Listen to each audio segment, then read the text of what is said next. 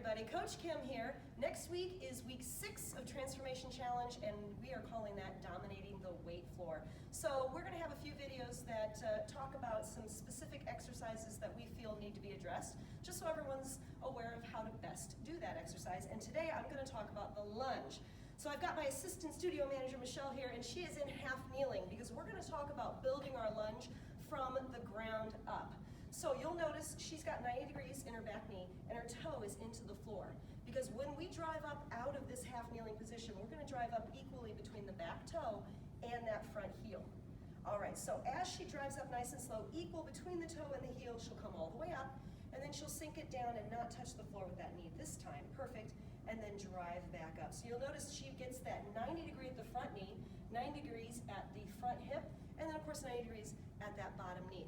Another thing to note is that when she drives up, she's actively squeezing that back glute, very specifically to help get that back leg engaged. Because a lot of times we think of a lunge as focusing on the front leg, but actually we can get just as much work out of that back leg with that lunge.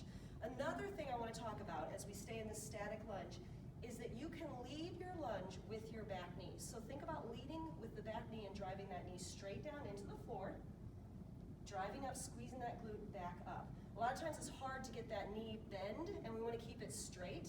So if you think about actually leading with that knee and then drive back up. All right, Michelle, go ahead and step together. Now, we're going to make this a little bit harder. A static lunge, you've got everything set up and you're ready to go. But when we alternate a reverse lunge, now we need to really focus on a little more core stability because it's a unilateral movement. So as you do that, she's going to step back, not too far. Again, lead that lunge with the back knee, straight down, and drive up, step together.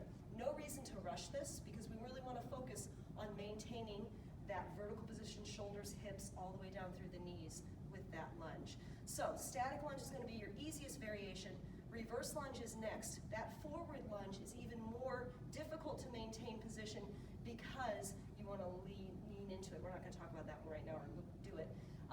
Anyway, so if you have any questions, email us as we go through these videos. We definitely want to talk about it.